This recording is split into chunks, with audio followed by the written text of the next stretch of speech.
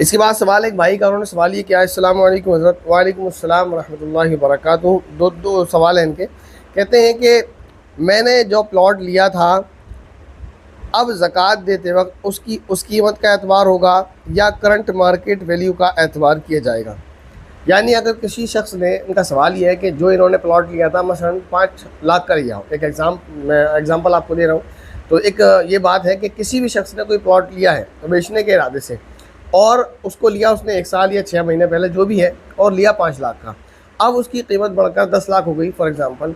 तो सवाल ये है कि अब ज़कात देते वक्त उसकी उस कीमत का एतबार होगा जिस कीमत में वो लिया है, या करंट मार्केट वैल्यू का एतबार होगा। तो जवाब यह है कि करंट मार्केट वैल्यू का एतबार होगा। आज वो प्लॉट जिस कीमत का है उस कीमत के एतबार से जो है ज़कात अदा करनी होगी।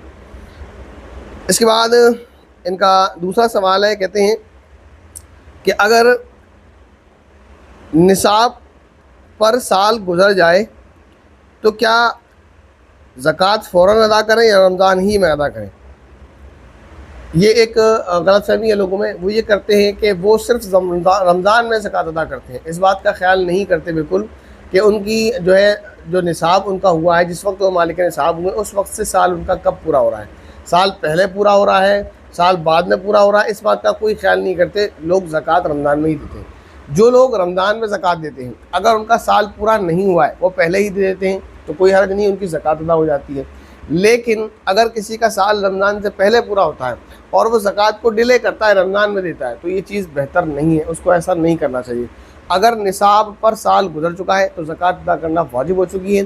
अब जो मुस्तहिक़ीन हैं उनको तलाश करें, जो मुस्तहिक़ मिल जाए उसको दें। हाँ, एक सूरत हो सकती है कि ज़कात की जो रकम है वो निकाल कर अलहदा कर ले रमज़ान से पहले, अगर रमज़ान में देना चाहता है तो ये एक गुंजाइश है कि रमज़ान से पहले ही निकाल कर अपने असल माल से निकाल कर अलग कर ले कि मेरी ये ज़कात है सारी, बिल्कुल अलग कर ले उसको असल माल से, और फिर वो उसको रमज़ान में अदा करे या रमज़ान से पहले अदा करे। लेकिन बेहतर यही है जब निसाब पर साल गुजर जाए और मुस्तहिक़ मिल जाए, जो कि आजकल बहुत हैं, अगर मुस्तहिक़ मिल जाए तो फिर मुस्तहिक़ के ज़कात को ज़कात अदा कर दी जाए। और इस वक्त जो ज़कात का बेहतरीन मसरफ़ है वो मदारिस हैं, उलमा हैं जो दीन की खिदमत कर रहे हैं, तलबा हैं जो इल्म दीन हासिल कर रहे हैं।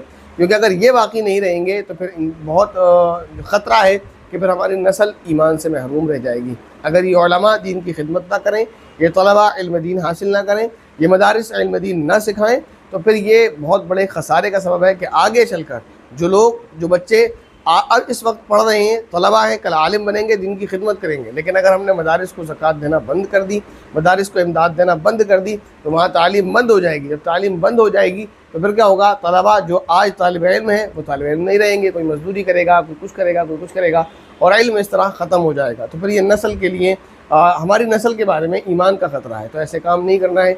इसी तरह जो उलमा हैं तो उनकी हमें वैसे ही खिदमत करते रहना चाहिए, उनको हदाया और तोहफ़े देते रहना चाहिए।